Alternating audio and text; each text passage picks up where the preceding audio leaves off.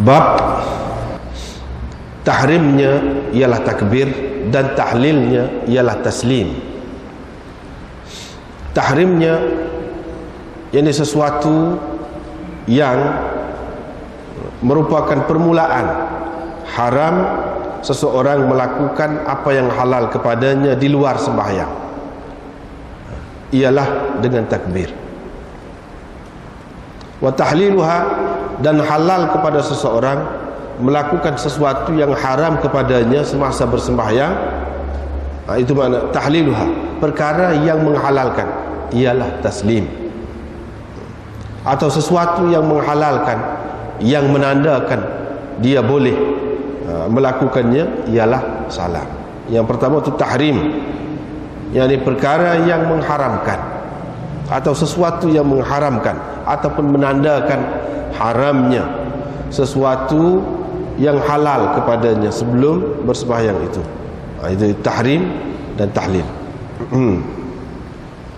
Hak mudahnya kita kata tahrimuha, tahrimnya ialah takbir. Tahrim bagi sembahyang itu takbir, dan tahlil bagi sembahyang itu ialah salam. Nah, kalau tidak kena wayak panjang lagu sanilah. Dengan sanadnya Imam Abu Dawud meriwayatkan dari Ali, beliau berkata Rasulullah sallallahu alaihi wasallam bersabda, "Miftahus salah at-tuhur." Anak kunci sembahyang itu ialah bersuci. Dan tahrimnya ialah takbir. Tahlilnya ialah taslim, yakni memberi salam. Bau ma ja'a ma yu'maru bihil ma'mum min ittiba'il imam.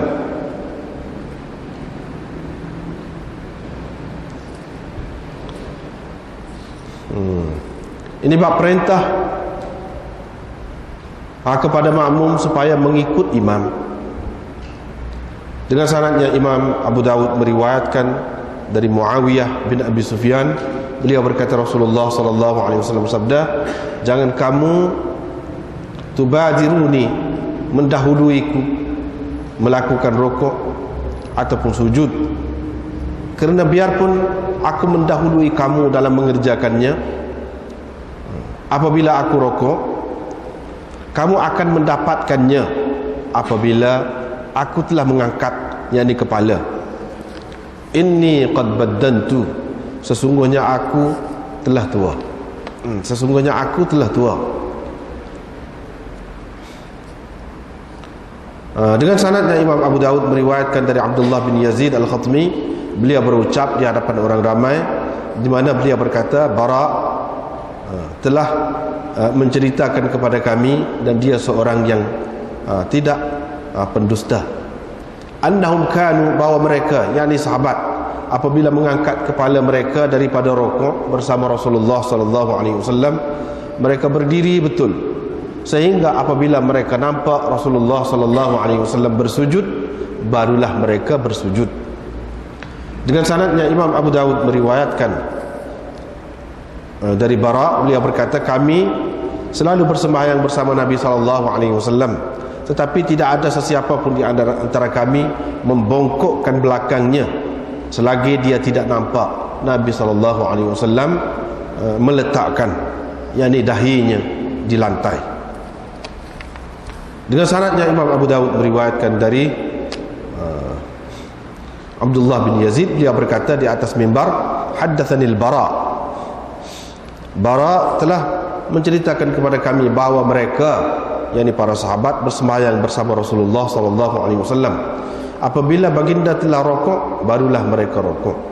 Apabila Nabi sallallahu alaihi wasallam mengucapkan sami'allahu liman hamidah, kami terus berdiri sehingga kami nampak baginda telah meletakkan dahinya di bumi ataupun di lantai. Thumma yatba'unahu, kemudian barulah mereka mengikutinya. Bab ma ja'a fi tasydid fi man yarfa'u qabla al-imam aw yadha' qablahu.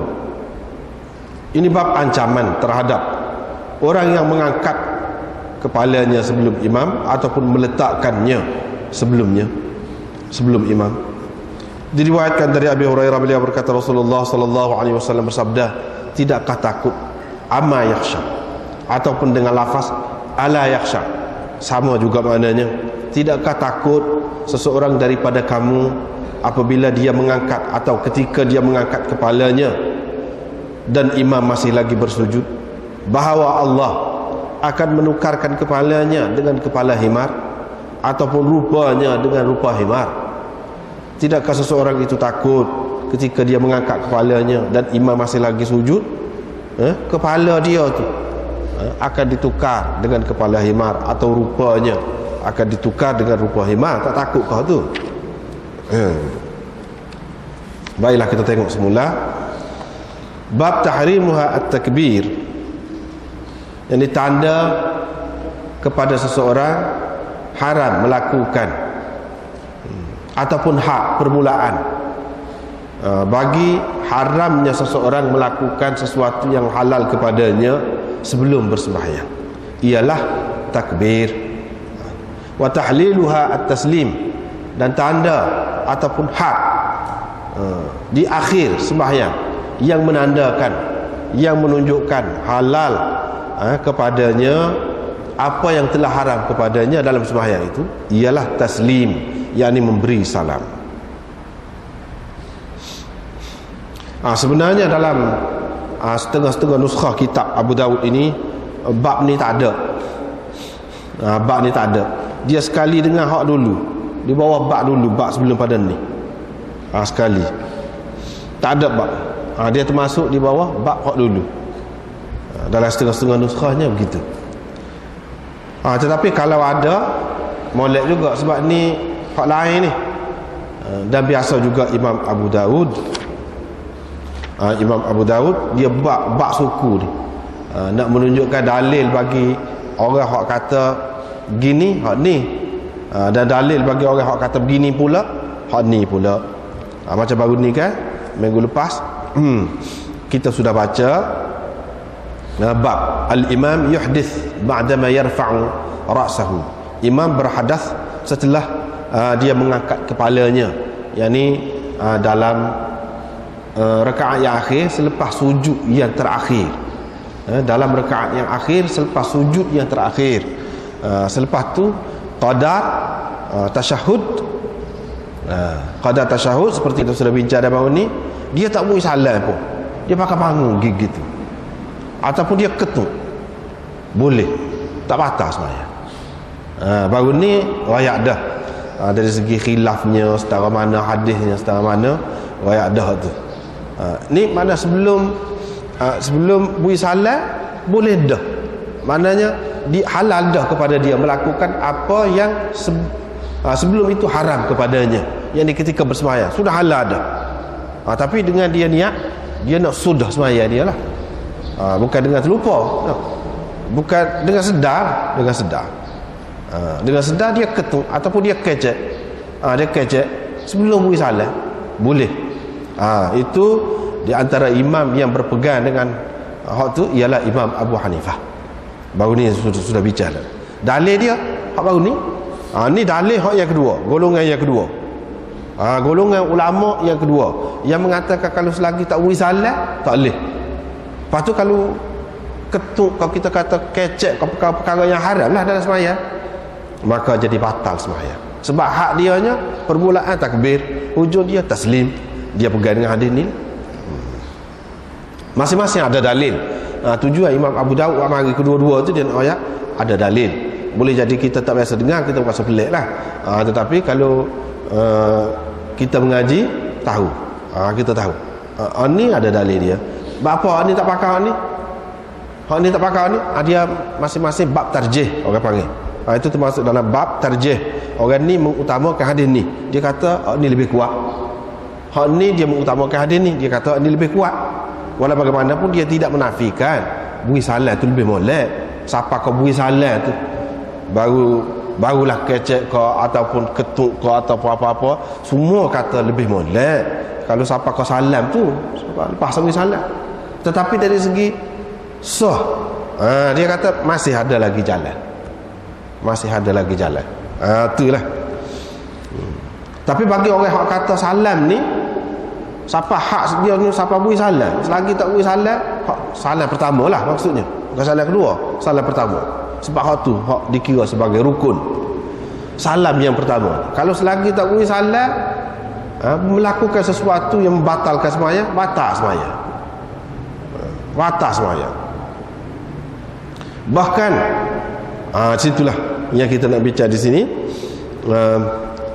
Dari segi takbir dan dari segi taslim, yang beri salam tu kalau tak betul ucapan dia tu pun tak boleh. Setengah-setengah ulama tak betul tu pun tak boleh. Dia kena bote biar jelas molek. Biar jelas molek. Sampai gitu sekali. Yang dia terikat dengan taslim itu. Baru ni kita sudah bicara dah dalam bab lepas, hadis dia tu setara mana kedudukannya. Sudah bicara dah. Hak ni pula. Hadis ini ni pun dipertikaikan juga oleh ulama. Sebab itulah golongan yang pertama dia boleh kata, kalau dia mau kata hak kita tak berapa kuat, hak kita pegang, kita boleh kata hak demo tak apa kuat juga. Lebih kurang je. Jadi demo ni kata kalau ada orang pertikaian, bukan semua. Hak dulu pun dia kata memang begitulah, kalau ada orang pertikaian hak kita pun bukan semua, dia kata. Gitu kedudukan.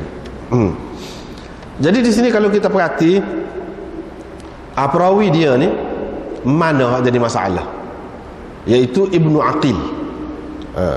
Ibnu Aqil iaitu Abdullah bin Muhammad bin Aqil bin Abi Talib. Aqil tu adik-beradik pada Sayyidina Ali lah, abang dia. Ni anak cucu dia. Aqil anak dia, Muhammad ni cucu dia, Abdullah ni. Itulah yang dikenali dengan Ibnu Aqil. Ibnu Aqil ini yang dipertikaikan oleh ulama. Dipertikaikan oleh ulama dari segi mana? Bukan kerana pahaman dia tak molek, kerana ingatan dia tu kurang molek. Tu je. Mereka sebut li dha'fi hifziha, kerana lemah hafalannya. Itu pun dari segi hadis ni jadi lemah juga hadis. Jadi lemah juga kerana tak berapa kuat ingatan. Dia naknya kuat ingatan. Barulah jadi perawi yang sahih. Kalau tidak perawi dhaif. Walaupun tak ada kesalahan lain, tak ada benda hak kurang, benda lain tak ada, tu je. Dengan sebab itu ulama-ulama yang terima ni dia kata kalau kurang sikit ingatan tu bukan makna dia nyanyuk. Selagi dia tidak nyanyuk tak apa, boleh guna. Sekurang-kurangnya hadis ini hasan. Bila hasan boleh buat hujah. Bila hasan boleh buat hujah dalam syariat. Dalam bab sembahyang ni pun boleh. Cumanya ke dia, kita nak pakai hadis ni setara mana kedudukan. Kalau kita terima dia ni perawi hasan, tak apalah, kita boleh pakailah hadis. Tapi nak pakai tu setara mana? Jadi kandungan hadis itu tu dia memberi hukum, dari segi hukumnya setara mana. Adakah sampai ke peringkat boleh kita katakan fardu kerana yang tersebut dalam hadis perawi-perawi yang seumpama ini? Sampai ke peringkat tu kau wajib kau paling tinggi sunat. Dia ada penilaian situ. Ada penilaian. Dia semuanya bergantung kepada hadis lah. Semuanya bergantung kepada hadis. Sebab itu penting hadis ni. Dari segi nak tahu tu setara mana. Ya Imam Abu Hanifah tak usah pakai hak ni tu buat apa. Gitu. Baik, sebelum tu kita kena tengok dulu. Tahrimuha at-takbir. Tahrimnya ialah takbir. Kena kata Allahu Akbar sembahyang. Allahu Akbar angkat tangan. Kena kata lagu tu. Kata lagu tu setara mana? Setara mana tu? Rukun ke, sunat ke, wajib ke, atau tak apa kalau tak kata? Asal niat, ada niat? Tak kata pun tak apa.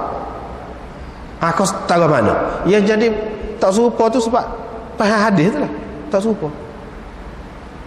Baik, kita tengok di sini dalam kitab kita ni dia ada sebut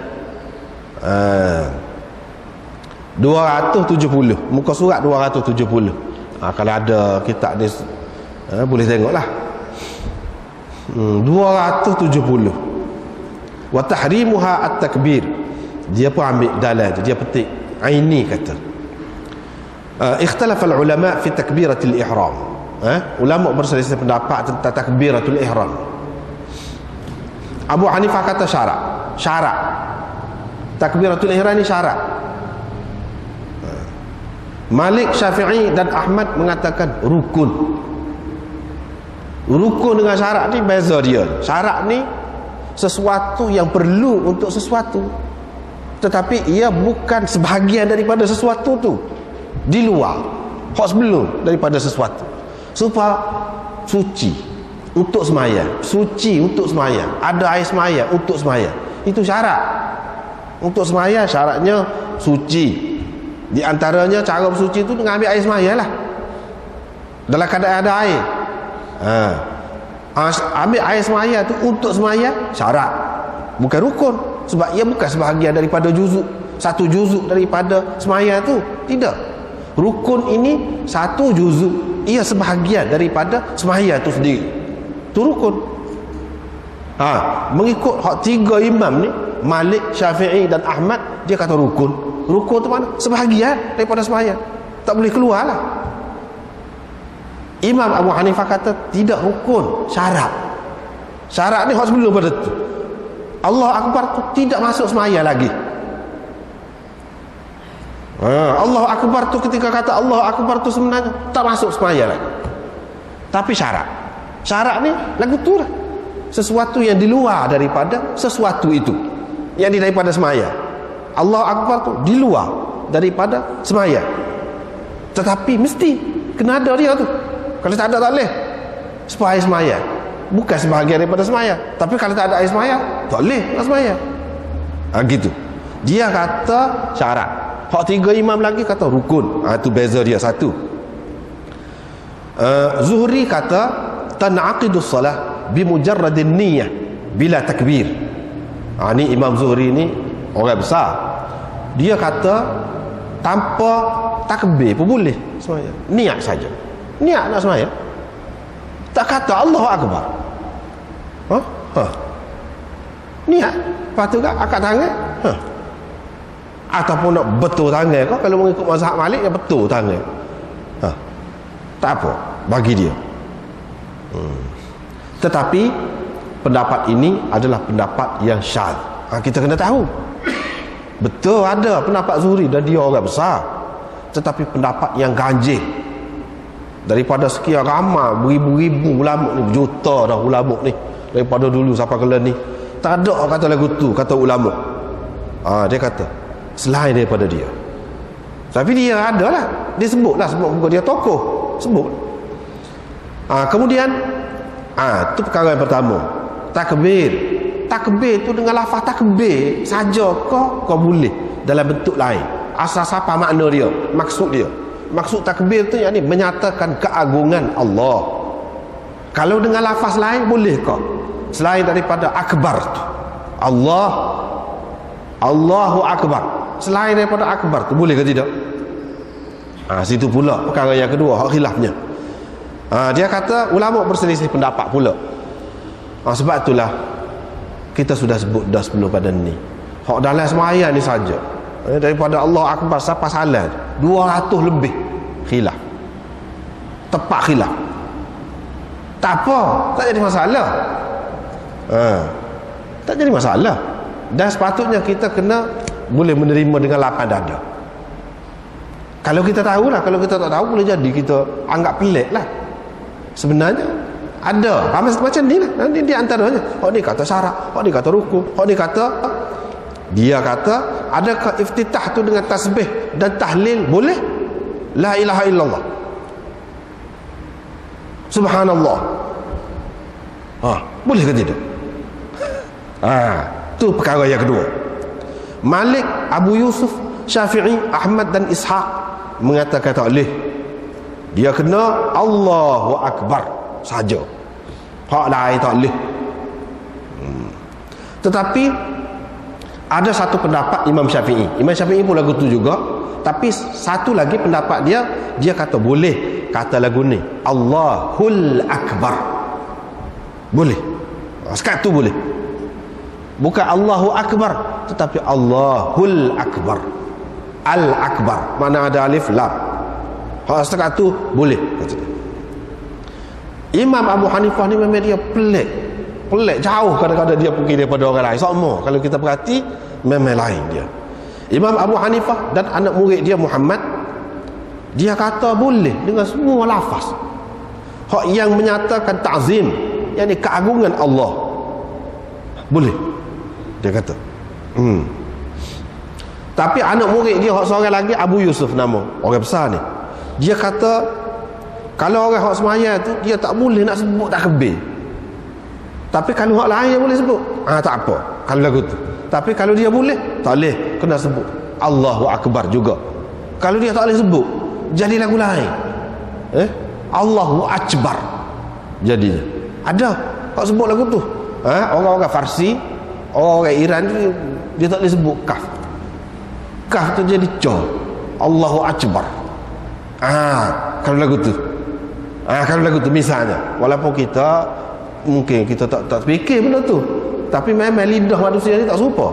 Dia kata kalau tak boleh sebut, tapi boleh sebut lain, tak apa. Sebut molek lain, tak apa, sebut lain. Tu Abu Yusuf kata. Tetapi Imam Abu Hanifah kata tidak syarat tu. Kalau dia boleh kata pun boleh. Kalau dia boleh pun kata Allahu Akbar tu molek, boleh juga nak kata lagu lain, asalkan menyatakan keagungan Allah. Gitu pegangan dia. Allahu Akbar boleh, Allahul Akbar boleh, Allahul Kabir boleh, Allahu A'zam boleh, Allahul Jalil boleh. Nama-nama Allah, walillahil asmaul husna fad'uhu biha. Dia pegang hak tu. Tuhan tu banyak nama, hak molek-molek belakang boleh kita sebut hak mana-mana. Dia orang gitu. Tetapi hak mana paling molek, dia pun kata serupa dengan orang lain juga. Allahu Akbar, hak tu hak paling molek. Allahu Akbar, hak tu hak paling molek. Tapi semaya sah ke tidak? Sah. Kurang molek. Hak molek serupa dengan orang lain juga. Cumanya semaya sah. Orang lain kata tak sah. Kalau mengikut Malik sana, Allahul Akbar pun tak sah. Kena Allahu Akbar. Gitu. Terang. Dia kata tidak. Tak apa. Lepas tu apa yang jadi kemah sangat pegang akbar tu? Dalam hadis ni dia sebut tahrimuha at-takbir. Takbir tu lafaz lagu mana tak jelas. Boleh jadi Allahu Akbar, Allahul Kabir, Allahul Akbar, boleh belaka masuk dalam at-takbir dah tu. Lepas tu hadis ni setara mana kuatnya kalau kita nak buat asas lah dia ni. Kita nak kata siapa rukun dah. Boleh ke hadis ni setara ni siapa kita kata sabit rukun bagi semaya tu dengan hadis setara ni. Situ pula perkara seterusnya. Setengah ulama Imam Abu Hanifah kata tak boleh. Dia benda fardu, hak rukun ini kalau nak sabit dia kena berdasarkan Quran. Dia kena berdasarkan Quran. Dia hadis tak boleh, hadis ahad tak boleh. Paling tinggi wajib. Sebab bagi dia ni istilah, ni masalah istilah. Bagi Imam Abu Hanifah fardu dengan wajib ni tak serupa. Tapi bagi Syafi'i, Malik gapo serupa. Ahmad serupa. Wajib dengan fardu hak tula serupa. Dan wajib dengan fardu ni boleh sabit berdasarkan hadis ahad. Hadis ahad macam hadis ni lah. Dan hadis-hadis lain lagi hak banyak hadis ahad asalkan sahih ataupun hasan boleh sabit. Imam Abu Hanifah kata tak boleh. Dia kena ayat Quran ataupun hadis yang mutawatir. Barulah boleh kita kata fardu. Kalau tidak kita tak boleh kata fardu. Paling tinggi wajib. Wajib ni benda lagu mana? Benda yang sabit, memang terbukti ada dalam syariat, tetapi ia tidak sabit berdasarkan Quran ataupun hadis mutawatir. Ia sabit berdasarkan hadis ahad yang sahih ataupun hasan. Itu boleh kita kata wajib. Dah hak wajib ni kalau langgar dia sah. Misalnya semaya, kalau kita langgar hak wajib sah tetapi berdosa. Bagi dia sah tapi berdosa. Itu beza dia. Wajib bagi Syafi'i dengan Malik ke Ahmad ke serupa. Wajib fardu ni serupa. Dan hak tadi dia kata sebab apa yang Imam Abu Hanifah kata takbir ini syarat bukan rukun. Dah kalau dalam hadis ni kata tahrimuha at-takbir wa tahliluha at-taslim, tahrim dia makna permulaan dia lah, permulaan tu start situ lah, start situ. Hak tu termasuk dalam sebahagian daripada sembahyang dah lah dia pegang hak tu. Imam Abu Hanifah tak sih. Satu, hadis ni setara mana. Yang kedua, dia Quran, kita tengok Quran. Dia molek cara dia, kaedah dia kemah cara dia. Jangan cuba kita perhati dalam Quran ada sebut lagu mana tentang sembahyang. Wa dzakara isma rabbih fa shalla. Tu. Wa dzakara isma rabbih fa shalla. Dia menyebut nama Tuhannya lalu bersembahyang. Situ. Tu ada dalam Quran. Sebut nama Tuhan, Allahu Akbar. Fa shalla, lalu lepas tu baru sembahyang. Hak sebut tu sebelum. Tu yang kita kata syarat tu, kata dia. Sebab fa kan tu ataf dengan fa. Ataf dengan fa tu makna kemudian. Sembahyang tu kemudian, lepas pada zikrullah. Zikrullah di situ Allahu Akbar tu lah. Ataupun zikrullah tidak semesti Allahu Akbar. Sebab tu dia kata hak lain pun boleh. Sebab wa dzakara isma rabbih. Sebut nama Tuhan, tentu sekali dengan kita mengagungkan dia. Tu dia pegang dengan ayat tu lah. Asas dia ni. Hak fardunya mengagungkan nama Tuhan. Allahul A'zam. Boleh? Subhanallah. Sebut nama Tuhan. La ilaha illallah. Ada juga dalam itu nama Tuhan. Boleh. Tapi dari segi molek, dia pun kata tak molek. Moleknya Allahu Akbar. Tapi nak ayat nak kata fardu, tak berani dia. Sebab apa? Tu ayat Quran. Tak ada sebut. Tak ada sebut takbir tu. Wa rabbaka fakabbir, dia kata semua ulama kata fa'azzim. Rabbaka fakabbir, kepada Tuhanmu hendaklah engkau bertakbir. Takbir situ maknanya ta'zim, yakni mengagungkan Tuhan. Dengan apa cara? Tidak semesti dengan kata Allahu Akbar. Tu asas dia pegang hak tu. Ayat Quran. Hak ni kalau paling tinggi, kalau kita nak kata paling baik, paling comel Allahu Akbar. Ataupun wajib Allahu Akbar. Nak kata siapa tak sah semaya kalau tak kata hak ni, tak. Tidak. Bagi dia gitu. Tapi bagi orang-orang hak kata kena takbir ni, dia tidak pegang dengan hadis ni saja. Kalau pegang dengan hadis ni saja tak padan. Banyak lagi riwayat-riwayat yang lain. Di antaranya di sini disebutkan hadis Aisyah, Nabi sallallahu alaihi wasallam yaftatihus salata bi takbirin. Nabi sallallahu alaihi wasallam memulakan sembahyang dengan takbir. Apa makna memulakan sembahyang? Yakni sembahyang tu bermula dengan takbir lah. Takbir tu sebahagian daripada sembahyang lah. Gitu. Lepas tu hadis Ibnu Umar, dia kata ra'aitun Nabi sallallahu alaihi wasallam iftataha at-takbir fi shalah. Yakni dengan lafaz takbir. Dia ada sebut itu. Bukan lafaz ta'zim, bukan lafaz lain-lain. Tak ada pernah kalau kita tengok hadis, dalam hadis mana-mana Nabi SAW ada kata ketika takbir dia kata Allahul A'zam. Tak ada. Cuma itu ijtihad Imam Abu Hanifah lah. Dari segi lafaz Nabi SAW guna semua. Sebab tu dia pun kata wajib. Takbir tu wajib. Tetapi tidak kata siapa tak sah semuanya. Tak. Apalagi takbir itu syarat, kata dia, bukan termasuk sebahagian daripada sembahyang. Lepas tu banyak lagi lah hadis musi salatahu, dan la tatimmu salatu ahadin minan nas hatta yatawadda'a fa yad'a al-wudu' mawadi'ahu thumma yukabbiru. Dalam hadis tu pun sebut takbir juga. Dan hak perbuatan Nabi SAW, sahabat-sahabat sekian ramai tu duduk buat lagu mana? Allahu Akbar belaka. Jadi perbezaan bahah mari ni pun mana-mana pun menunjukkan kepada kita hak kita duduk buat ni, kemah dalil dia banyak, bukan kita buat ni supaya agama lain kan. Kalau kita nak tanya dia tak boleh ayat dengan jelas, dengan ada sanak supaya kita ni kita dalam sembahyang dia buat gini-gini ni, mana dalil dia?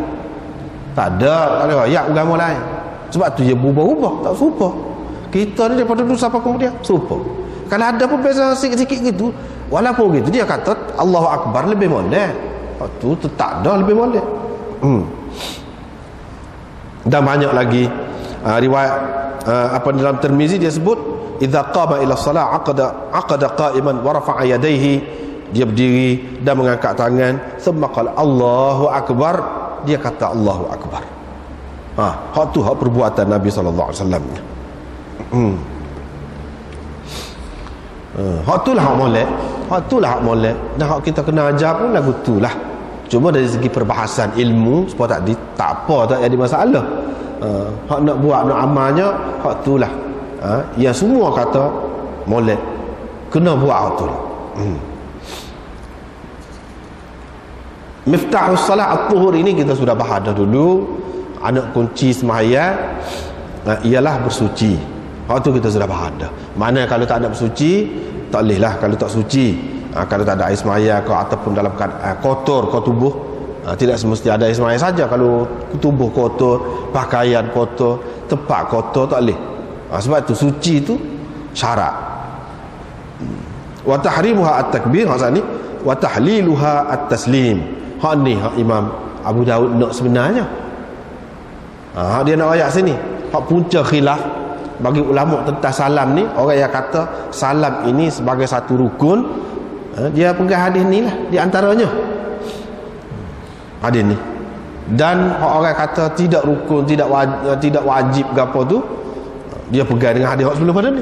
Walau bagaimanapun kebanyakan ulama dalam mazhab Hanafi pun dia kata wajib juga salam tu.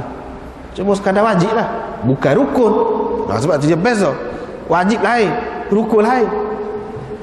Wajib ni sah sembahyang tu kalau kita tinggal, kalau kita tak buat dia.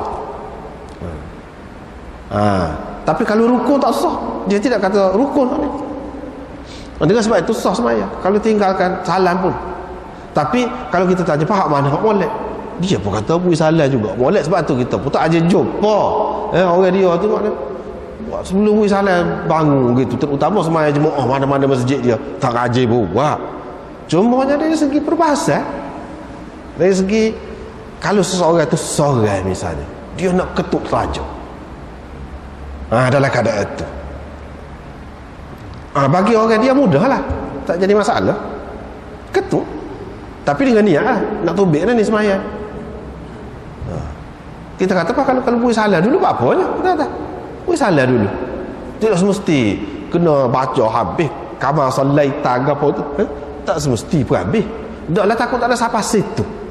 Sebab dia kata baru ni kan, kita sudah bicara bila sudah tasyahud, kadar tu je, asyhadu an la ilaha illallah, tu je. Ataupun wa asyhadu anna muhammadan abduhu wa rasuluh, sampai sekat tu. Hak lain tu tak payah. Sedangkan kalau mengikut mazhab Syafi'inya, kena selawat lagi kepada Nabi ke apa kan, hak tu termasuk dalam rukun. Tak ada. Pakai berhenti gitu. Kalau nak ketuk, kau nak gapo, kau nak kecek gapo pun boleh dan tidak batal sembahyang. Tidak batal. Wa tahliluha at-taslim. Di sini dia sebut muka surat 271. Aini berkata, ulama berselisih pendapat tentang perkara ini. Malik, Syafi'i dan Ahmad dan tokoh-tokoh dalam mazhab mereka mengatakan kalau orang yang bersembahyang itu berhenti daripada bersembahyang dengan bukan lafaz taslim, bukan lafaz salam, maka sembahyangnya batilah, tak sah, sembahyangnya tak sah. Sehingga Imam Nawawi kata, dia kata kalau seseorang itu mencederakan satu haraf pun daripada huruf assalamualaikum tu, kalau cedera seharaf pun, kata dia, tak sah sembahyang. Siapa setara tu.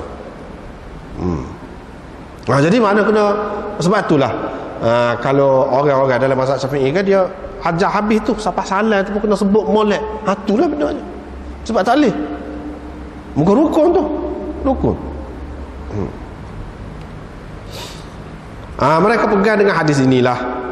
Tahliluha at-taslim. Ini pembuka dia. Pembuka bagi sembahyang itu ialah salam. Kalau selagi tak beri salam, tak terbuka sembahyang tu. Tak terbuka, tak habis. Gitulah dia fahamnya. Hadis ini sebagaimana kita dapati dalam Abu Daud, dalam Ibnu Majah, Hakim dan lain-lain pun ada sebut juga hadis ini. Ya, orang tak seterima tu, dia kata hadis ni tak apa kuat. Sebab apa hak tadi lah, Abdullah bin Muhammad bin Aqil tak dia ada tu, maka jadi tak kuat lah. Tak padai lah nak kata sebagai rukun, nak sabitkan sebagai rukun, tak padai kata dia. Apalagi ada hadis lain ya tak serupa dengan hak, tidak kata syarat, tidak menunjukkan sebagai syarat. Lepas tu dia ni siapa dia? Ni kalau hak sebutlah, hak sebut hak tak diterima hadis ni kecacatan dia hanya duduk pada Ibnu Aqil tadi. Dia pun sebutlah Malik tak sah meriwayatkan hadis daripada dia, tak sah. Yahya bin Sa'id Al-Qattan tak sah riwayat daripada dia. Yahya bin Ma'in kata hadis dia tidak hujah. Bila tidak hujah tak boleh nak buat dalil lah, tak boleh nak buat dalil. Dan ada juga riwayat daripada dia, dia kata ni dhaiful hadis. Ada juga dia kata laisa bidzalik, mana tak kuat. Nasa'i kata dhaif, Tirmizi kata saduq.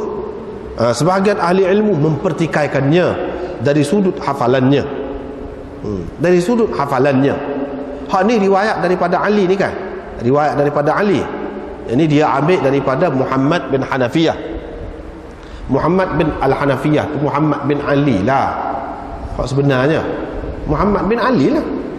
Al-Hanafiyah tu nisbah kepada ibu dia, nisbah kepada ibu dia. Anak Sayyidina Ali lah juga ni, Muhammad bin Hanafiyah ni. Kalau nak kiranya mengikut ulama-ulama rijal, dari segi alim dia, di antara anak Sayyidina Ali tak boleh lawan hak ni.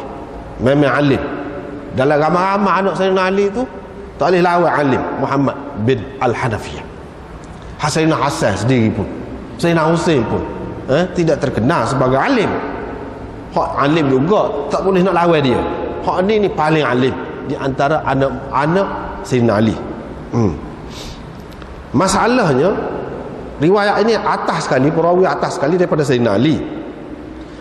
Ada riwayat daripada Sayyidina Ali, hak Imam Tahawi kemukakan bahawa Sayyidina Ali serupa dengan Ibnu Mas'ud juga. Yang ni sebelum beri salam pun kalau seorang tu berhenti dah sah dah semaya dia. Jadi riwayat ni berlaga dengan amalan dia tu. Lagu mana? Berlaga dengan riwayat dia hak lain.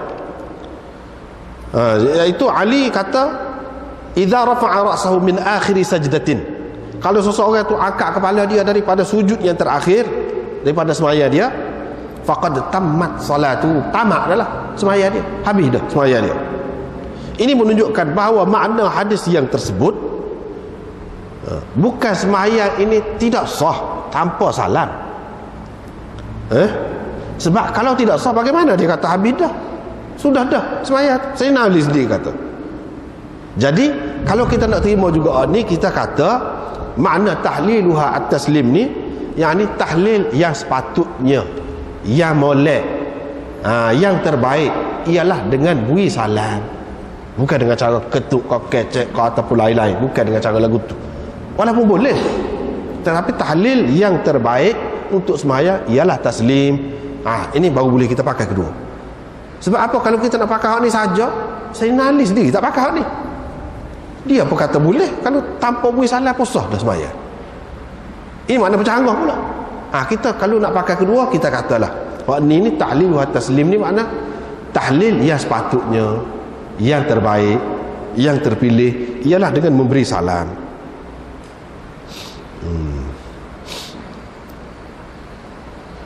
Jawapan yang keduanya, hadis ini kalau kita terima pun ini termasuk di dalam khabar ahad, khabar wahid ataupun akhbar ahad.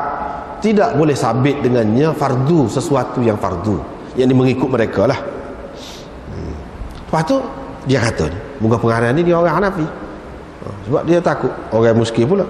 Baik, kalau kamu kata hadis ni tahlilu hat taslim ni, kita kata tak boleh sabit salam ni sebagai rukun, sebagai rukun untuk sembahyang, dalam sembahyang ni tak boleh sabit sebab apa hadis ni hadis ahad. Lepas tu bagaimana kamu mensabitkan fardu takbir tu? Takbir tu fardu, sedangkan hadis ni juga kena kira. Dia kata hak takbir tu asas dia je, asas bagi kefarduan dia itu ada dalam nas yang terang. Ada dalam nas yang terang, kata dia, iaitu firman Allah SWT, wa dzakara asma rabbih fasalla. Ada Sebab tu kita kata waktu beza.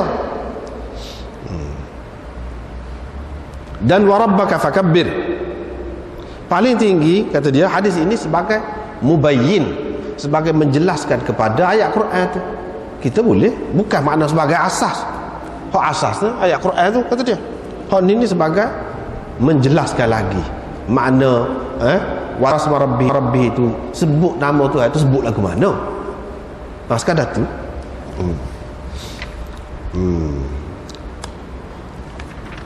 Kemudian ramai bukan seorang ni Imam Abu Hanifah ni hak kata salam ni tidak fardu ni. Di antara yang disebutkan di sini. Disebutkan di sini Atha bin Abi Rabah. Ni tabi'i, tabi'i yang besar. Sa'id bin Musayyab tabi'i juga. Ibrahim An-Nakhai, Qatadah, Abu Hanifah sebut dah tadi. Abu Yusuf Muhammad anak murid dia, Ibnu Jarir At-Tabari dan lain-lain lagi mengatakan salam itu bukan fardu, sehingga kalau seseorang itu meninggalkannya tidak batal sembahyangnya. Itulah mengikut mereka lah, mengikut mereka. Tapi kalau orang yang dia ikut mazhab Syafi'i, tak boleh, dia kena ikut molek. Dia kena ikut molek. Kalau dia dengan niat ikut Imam Syafi'i, mungkin dia tak erti, kita nak ikut mazhab Syafi'i, ikut molek, tak apa. Hak ni royak orang lain. Hak orang lain kalau kita nak ikut secara peribadi tak jadi masalah. Secara peribadi tak jadi masalah. Boleh ikut.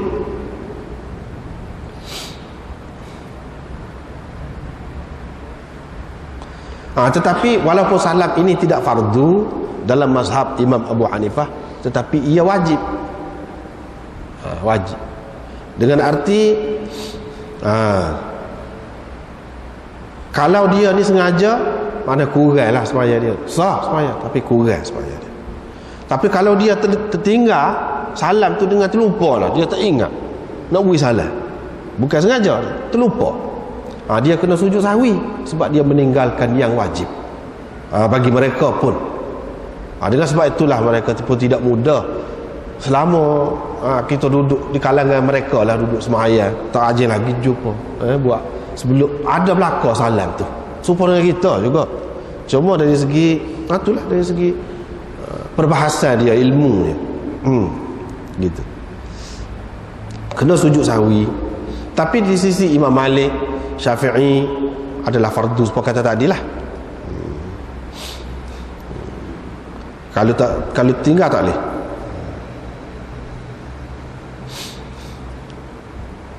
Gitulah. Bab ma jaa ma yu'maru bihil ma'mum min ittiba'il imam. Makmum kena ikut imam. Hadis-hadis ni menunjukkan bahawa makmum kena ikut imam. Yang ni dari segi perbuatan dia, ikut tu ikut setara mana, lagu mana caranya. Sinilah dalam hadis ni. Sebab apa? Sebab Imam Abu Daud tahu dah dia ada beza mazhab-mazhab ni. Ada beza mazhab.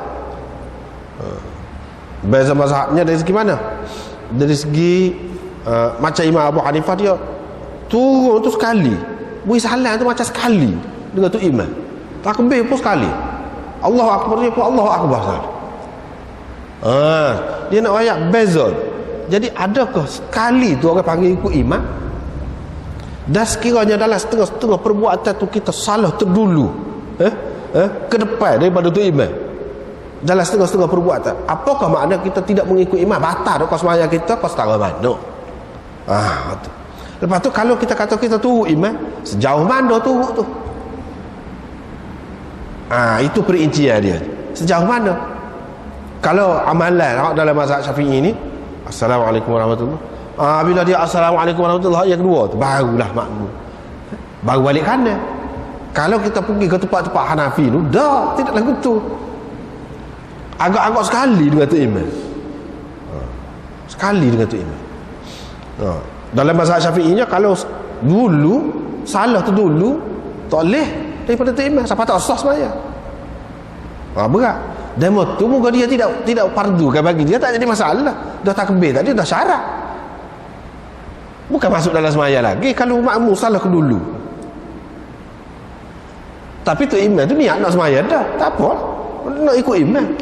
Sebab tu dia tak apa, tidak sampai batal. Supaya juga kalau katakanlah makmum salah, bui salah dulu, bukan salah tu tidak rukun kan, kalau salah dulu pun tak apa. Tetapi mereka pun kata supaya orang lain juga ikut imam itu, ikut imam, hak tu lebih baik, ikut imam. Cuma ikut tu setara mana, tu beza. Tidak katalah ikut ni makna kalau mengikut zahir hadis ni, tu rapak ini latai dulu ni dahi Nabi SAW, barulah sahabat tu turun. Molek kalau buat lagu tu pun tidak salah, sesuai dengan zahir hadis ini, tak jadi masalah. Kalau sekali pun biar tu imam tu lah dulu. Kalau tu imam tu jenis sakit orang kau, jenis tua kau, kena beringat lagi lah. Kita kena beringat lagi. Jangan dia ikut kita. Kita sedap lah. Kita kena dah kata ikut imam, kita kena turut dia. Jangan sampai kita mendahului dia. Nanti akan ada hadis akibat daripada mendahului imam ni jadi lagu mana. Apabila ingat tu tak ada pasal, tak ada pasal. Ini riwayat daripada Muawiyah bin Abi Sufyan. Dia kata Rasulullah sallallahu alaihi wasallam bersabda, la tubadiruni biruku'in wala bisujudin. Perkara nak sebut sepintas lalu lah, moga banyak dah sebutnya tentang Muawiyah bin Abi Sufyan ni. Kalau kita tengok dalam Bukhari, dalam Abu Daud, dalam mana-mana pun ada belaka riwayat dia. Orang-orang yang pakai sangat sejarah tu, pakai sangat sejarah, kalau pakai sejarah kak, teruklah Muawiyah tu zalim. Apabila zalim, hadis riwayat orang yang zalim tu dia tidak jadi sahih dah. Itu benda tu, dia tidak akan jadi sahih dah. Nak masuk dalam Bukhari tu tinggi benar. Bukhari pun ambil riwayat daripada dia, maknanya kedudukan dia tu tinggi. Dalam senara perawi tu kira lapis satu lah, kelas satu lah. Dalam kitab-kitab lain pun ada juga. Kalau dia ni orang tak molek, usah ke nak jadi dhaif ni, usah ke zalim, usah ke bunuh orang, usah ke buat nyaya ke orang, makan harta rakyat ke apa sebagaimana yang disebutkan dalam sejarah tu. Kurang ingatan sikit pun jadi dhaif dah tadi. Ini semua ulama tahu, semua tahu. Lepas tu sebab itulah kalau orang mengaji hadis dia selamat. InsyaAllah kalau mengaji hadis molek dia selamatlah daripada benda-benda tadi tu. Ancaman sejarah apa dia tidak mudah terpengaruh. Sebab apa? Kita boleh tanya, kalau lah betul-betul Muawiyah ni zalim, orang tidak baik, berapa ulama-ulama hadis ni ambil riwayat daripada dia? Tak boleh dah ambil riwayat daripada dia. Bila ambil, tak ada siapa dia pun komen kata gapo-gapo. Tak ada kata dia ni kan zalim gini mau ni apa ambil ni. Mana boleh jadi perawi sahih? Tak ada siapa dia kata. Ini menunjukkan bahawa sepakat ulama mengatakan secara tidak langsung bahawa dia tidak zalim. Tak betul. Kalau duduk kata dalam sejarah tu tak betul. Itulah kesimpulan. Mudah je kesimpulan. Tak betul. Lepas tu kita nak pakai riwayat mana? Riwayat sejarah kau riwayat hadis ni? Semua ulama kata. Sehingga sebab itulah ulama-ulama tak cara sejarah ni. Dia kira hadis. Bila selamat dia selamat agama. Hak lain tu tak ada nilai dia dah. Tak boleh kita nak lawan dengan hadis, tak boleh, tak padan. Tak padan. Hadis dengan Quran tak sama. Sebab tu Imam Abu Hanifah letak tak sama. Tu kalau hadis sahih. Apatah lagi kalau hadis maudhu'. Duk mana hadis maudhu'? Hadis dhaif. Nak lawan dengan Quran. Kalau sejarah nak lawan dengan hadis, jauh. Tak boleh. Orang tak letak tu depan tu. Kalau orang mengaji, hak tak mengaji dia boleh lah, boleh pakai. Tapi dia bercanggah banyak dalam sejarah tu pun. Canggah banyak. Penipan lah kan tak kira. Muawiyah ada hak tak boleh. Hak boleh apa banyak. Ada pakai hak mana? Sejarah tu ya. Masalahnya dalam masyarakat kita ni ambil hak tak boleh saja. Hak tu peliknya. Dia ambil hak tak boleh. Hak boleh ada dalam sumber hak asal ni. Banyak hak boleh. Misalnya dalam Tabari sendiri. Banyak hak boleh. Sebab kalau ambil hak boleh tu kata, dia akan jadi bercanggah. Orang nak pakai hak mana sah betul je. Dengan sebab itu dia ambil dulu, pilih dulu lagi hak tak molek. Apa yang pilih hak tak molek tu? Jawabnya, fikiran tu kena racun dah. Tu je kesimpulannya. Kalau tak kena racun, dia tak akan ambil hak tu. Sebab apa? Satunya bercanggah dengan hadis. Satu lagi dalam sejarah tu ada juga hak molek. Apa tak ambil hak molek? Itu menunjukkan orang yang pakai hak tu, dia sudah diracuni fikiran dia. Itu ya. Rasulullah sallallahu alaihi wasallam bersabda, jangan kamu mendahului aku rokok dan sujud, jangan. Kalau aku tak sujud lagi, tak rokok lagi, jangan rokok. Sebabnya kalau belah mana-mana pun, kalau aku mendahului kamu bila aku rokok tu, kamu akan dah juga. Bila aku angkat kepala tu, kamu akan dah juga. Lagu mana? Kan Nabi rokok dulu, kita lambat rokok tu. Ataupun imam rokok dulu. Kalau kita tunggu mengikut ni lah, imam rokok, lepas tu baru kita rokok. Kita rokok tu lambat lah daripada dia. Kita tak sekali lah. Tetapi tak apa, Nabi SAW kata, bila aku angkatkan, kamu tak angkat lagi tu, kamu tidak angkat sekali. Lepas aku angkat, baru kamu angkat. Maknanya hak lewat tadi tu ditampung oleh hak kemudian tadi. Sebab apa? Bila aku angkat, kamu tak angkat lagi. Ketika aku rokok tu, kamu tak rokok lagi. Betul lah, lewat lah situ. Kalau nak kira tak sekali lah, tak sama lah. Tetapi bila sama-sama rokok, imam angkat, kita tak angkat selalu. Jadi dapat ditampung hak tadi, hak lewat tadi. Itu maksudnya. Inni qad baddantu, aku sudah tua. Aku sudah tua. Baddantu ni satu makna dia baddantu, satu lagi badintu, baduntu pun ada juga sebut. Dengan makna sudah berisi. Kita kalau orang Kelantan, sekak tua ni sudah bertubuh. Badan lah, badan tu ataupun badin tu bahasa Melayu pun daripada tu lah juga, badan. Maknanya berbadan. Orang tak kata gitu. Kalau orang bahasa Kelantan dia kata bertubuh. Bertubuh. Tubuh tu hak tulah lah badan tu. Kita kata bertubuh. Apa? Nabi gemuk ke selepas dia tua? Tak ada pula riwayat yang kata Nabi ni gemuk.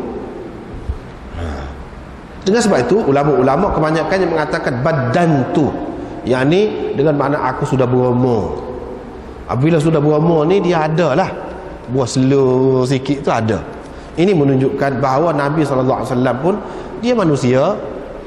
Sebagai manusia, tua itu menjejaskan dia juga sedikit sebanyak, walaupun lebih kuat daripada orang lain, tetapi ada kesan dia tu.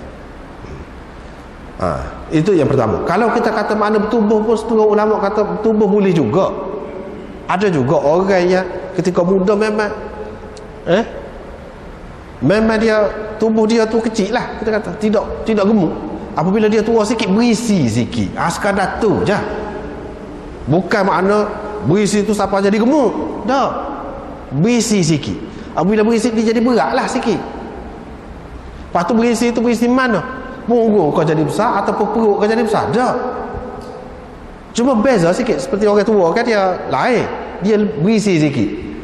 Daripada muda tu. Setara tu je. Sebab Nabi SAW, dia sampai ketua pun perut dia tidak puji. Tak puji. Lepas tu lain-lain nak kata gemuk, tak ada gemuk. Dengan sebab itulah kebanyakan ulama mengatakan ni makna dia sudah berumur. Lepas tu riwayat yang satu lagi tu pun juga, sahabat-sahabat ni tak angkat kepala daripada rokok bersama Rasulullah. Mereka berdiri betul lagi. Bila tengok Nabi SAW sudah bersujud, barulah sujud. Sebab itulah dari segi hak Imam Syafi'i dan lain-lain imam lagi yang mengatakan jangan sekali benar, banyak serupa dengan hadis. Hak tu lebih tepat lah sebenarnya. Lebih tepat, lebih baik. Kita tak usah sekali sangat. Janganlah serupa setengah-setengah orang dalam mazhab Hanafi, lepas kena kau jahil pula kan. Jadi alah dululah. Dah sekali. Jadi hak moleknya kena imam tu dulu. Biar pastikan dulu. Tidaklah mesti kata dia pasti rapat dulu barulah kita sujud. Tidak. Kalau sekali pun tak apa, tapi jangan letak kepala lebih dulu daripada dia. Biar pastikan dia letak kepala dulu. Dan begitu juga orang lain-lain. Begitu. Apalagi Jadi mereka kata tidak semesti kena betul-betul imam tu siapa dulu. Hadis ni dia pakai ketika Nabi sudah berumur tadi. Jadi bila sudah berumur ni, sahabat-sahabat takut kan? Takut jadi mendahului Nabi. Dengan sebab itu dia pastikan dulu Nabi siapa. Ataupun kalau tidak tu betul-betul tidak, baru dia bangun. Kalau nak kira hak sebenarnya, hak sebelum ada tu, Nabi buat, dia pun buat. Buat, tapi tidaklah kata betul-betul sama. Nabi turun, dia pun turun. Tetapi Nabi letak kepala, baru letak kepala. Tidak kata nanti dulu, tidak. Hak ni di saat akhir. Dia pakai gitulah. Riwayat satu lagi lebih kurang itu juga. Tidak ada sesiapa pun daripada kami membongkokkan belakang dia selagi dia tidak nampak Nabi letak dahi dia di lantai. Tapi riwayat ini walaupun serupa dari segi hak tadi, riwayat ini dhaif. Kerana ada Aban bin Taghlib. Dengan sebab itulah Abu Daud dulu lagi dia beringat. Dia kata dia ambil daripada dua orang untuk guru dia, Zuhair bin Harb dan Harun bin Ma'ruf. Makna riwayat mereka berdua serupa. Kedua-duanya mengatakan haddatsana Sufyan. Sufyan ambil daripada Aban bin Taghlib. Abu Daud berkata qala Zuhair. Zuhair kata haddatsana al-Kufiyun Aban wa ghairuhu. Orang-orang Kufah, Aban dan selainnya. Dia kata gitu. Bukan Aban seorang saja, tapi Harun bin Ma'ruf tu dia meriwayatkan daripada Aban seorang. Dalam sanad dia tu Sufyan meriwayatkan daripada Aban seorang. Tapi dalam riwayat Zuhair, bukan Sufyan tu ambil daripada Aban seorang, tetapi dia ambil daripada Kufiyun dan Aban juga ada salah seorang. Sebab kalau Aban seorang tak boleh jadi. Dia perawi bermasalah. Tetapi setengah-setengah ulama yang dia terima Aban ini, walaupun dia Syiah, dia anggap Syiah dia tu tidak berat. Tidak berat. Ini menunjukkan bahawa bukan semua Syiah ni kafir. Dah. Dalam kitab-kitab dia ada hak terima. Dia pastilah setakat mana dia tahu bahawa Syiah ni tidak melampau. Dengan sebab itu dalam syarah ni panjang dia sebut. Lebih kurang ada dalam buku ana tu lah sebut. Hak ni pun hak tu juga. Mana kalau Syiah di kalangan mutaqaddimin ni lagu mana? Syiah di kalangan mutaakhirin lagu mana? Ada beza dia tu. Di sini pun dia sebut. Jadi berkenaan dengan Aban ni, bagi orang yang terima dia kata dia ni walaupun Syiah tapi dia tidak melampau. Kalau melampau pun dalam istilah mutaqaddimin, melampau dia tu lagu mana? Subhanallah, ada dalam buku tu lah. Melampau dia, kata melampau dia tu lagu mana? Lepas tu dia ni tidak ajak orang kepada pahaman dia tu. Setara tu. Hak tu ulama terima. Adapun ni dia petik daripada di Imam Zahabi. Wa amma at-tashayyu' fi 'urfil mutaakhirin fa huwa ar-rafdul mahd, fala tuqbalu riwayatur rafidin al-ghali wala karamah. Itu dia sebut. Pahaman Syiah mengikut istilah mutaakhirin iaitu betul-betul Rafidah lah. Betul-betul Rafidah lah. Riwayat Rafidi tidak boleh diterima dan tidak ada kehormatan langsung. Tidak perlu kita hormat. Ini terima juga, bermakna dia tidak peringkat tu. Hak tak boleh terima ni. Imam Muslim pun royak lagu mana, tak boleh terima. Dia ada pahaman lagu mana. Jelas dah tu. Jelas dah. Dia tidak begitu. Bagi orang yang terima, dia kata tidak sampai peringkat tu lah. Bagi orang yang tak boleh terima, dia tak boleh. Dia tak boleh. Misalnya Jauzajani, dia kata Za'ir, sesak dia, kata dia sesak. Mazmumul mazhab, mazhabnya pahaman dia ni tercela, mujahir, dan dia ni menyatakan pahaman dia secara terbuka. Sebab tu dia tak sih. Bagi dia tak sih, dhaif. Tak sih. Lepas tu ada lagi pendapat orang lain, ni kata gini, ni kata gini. Kesimpulannya setara tu lah. Setara tu. Dalam kitab-kitab ni hak ada sebut tentang Syiah ni, Syiah dalam istilah mutaqaddimin. Kalau kata melampau pun, Syiah tu melampau, hak melampau dia tu setara mana? Dia kata Sayyidina Ali ni lebih daripada Sayyidina Osman. Lebih daripada Sayyidina Osman. Dan Sayyidina Ali ni dalam setiap peperangan dia, pertikaian dia dengan sahabat-sahabat, dia betul. Tu melampau. Betul berlaku. Melampau dah tu. Tak ada pahaman-pahaman lain ni. Percaya kepada imam 12 kau apa tak ada. Kalau ada lagu tu tak boleh langsung. Seterusnya riwayat. Tapi kalau ni dia awak mari apa awak mari riwayat demo ni nya. Kalau ia pun dia nak ayat demo tu pun hak pahaman lagu tu, hak diketahui pahaman lagu tu, dia riwayat serupa dengan kita juga. Kita tidak pegang dengar tu, banyak lagi riwayat kita hak lain. Kalau tidak tak ada dia pun tak apa. Tentang tertib ataupun cara mengikut imam saat ni jelas dalam riwayat lain. Hak tak ada Syiah pun ada. Misalnya hak kemudian dah hak sebelum pada tu serupa juga isinya. Begitu. Kemudian bab majah fi tasydid fi man yarfa'u qabla al-imam aw yad'u qablahu. Ni dalam riwayat ni tak boleh mendahului imam. Ini ancaman. Kalau buat juga jadi lagu mana? Jadi besok daripada mahsyar besok ditukar kepala dia tu. Tubuh orang tapi kepala hemar. Ataupun rupa hemar. Ni syak perawi dia. Dalam setengah-setengah riwayat dia kata muka dia tu muka hemar. Tetapi kebanyakan riwayat menyebutkan kepala. Kepala. Ni dalam kitab-kitab yang besar-besar, dalam Bukhari, dalam gapo pun ada ni. Ini menunjukkan tak boleh lah. Tak boleh. Mendahului imam. Adakah tak sah? Imam Ahmad dan ramai lagi orang-orang yang sependapat dengan dia mengatakan tak sah. Puak-puak Zahiriyah tak sah. Batal sembahyang kalau mendahului imam. Tetapi Imam Syafi'i, Malik dan lain-lain, Imam Abu Hanifah lain-lain, dia kata sah sembahyang tu. Baru tak sah kalau dua rukun dia litah tu imam. Dua rukun dia litah tu imam. Tak batal, tak boleh. Kalau serukun tu pun banyak dah kita kata. Tetapi sah sembahyang. Dosa tu dosa. Lepas tu sah sembahyang saya tak jadi lagu ni, kau dah sah sembahyang. Jadi lagu ni.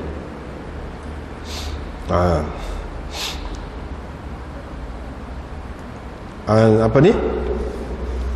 Setengah-setengah ulama kata apa tu balasan lagu tu? Sebab hemar ni kan maklum sebagai binatang yang bodoh. Orang ni adalah orang yang tidak layak, nak tunjuk kepada orang ramai ni, tidak layak memiliki kepala manusia. Dah dia ni ikut orang, ikut tu imam, ikut ni kena ikutlah sepatutnya. Apa ya litah dia tu? Ni cara orang tak cerdik lah. Orang tak cerdik dia tidak sesuai, tidak layak memiliki kepala manusia. Hak layaknya memiliki kepala hemar. Itu balasan.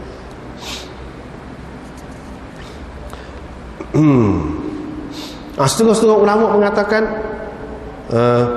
hak ni kepala hemar bukan makna kepala sungguh, maknanya bodoh. Bodoh. Isyarat gitu. Tapi hak tu tidak kuat. Hak kuatnya memang jadi sungguh. Lagu ni lah balasannya di pada mahsyar besok.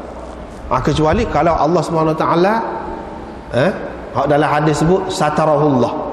Orang yang Allah SWT nak tutup kejahatan dia tu, kekurangan dia. Yang ni apabila dia bertaubat, dia menyesal, mudah-mudahan lah tak termasuk dalam hal ni. Kalau dia jadikan kebiasaan dia lagu tu sama, bimbang takut jadi gitu di pada mahsyar besok. Ada setengah-setengah balasan tu kita buat di dunia ni dibalas dalam kubur, setengah-setengah tu dibalas di pada mahsyar, setengah-setengah tu dibalas dalam neraka. Hak ni di antara yang dibalas di pada mahsyar. Ni. Anda teringat dulu semasa mengaji hadis ni, tok guru kita ceritalah, Mufti Wali Hasan.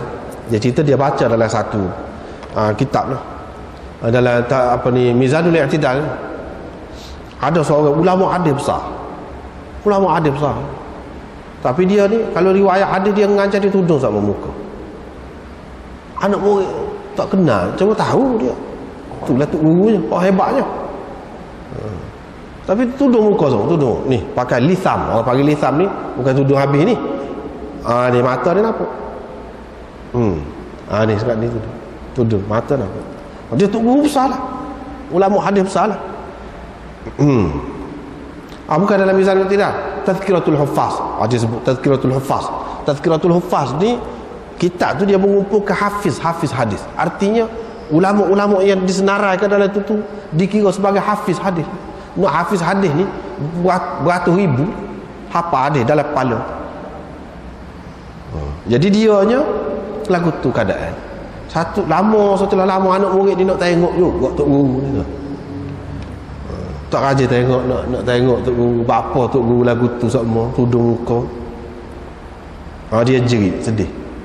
Lepas tu dia kata dia nak wayak. Cerita jangan main-main dengan hadis, kata dia. Saya dulu lagu tu kata dia pun buka muka dia sebuah hemah. Dalam dunia lagi Tuhan tunjuk. Padahal ulama besar. Jadi dia kata saya dulu semasa ngaji dulu, apabila tiba hadis ni nak suka, kata dia. Jadi saya merasa tak masuk akal lah. Gitu.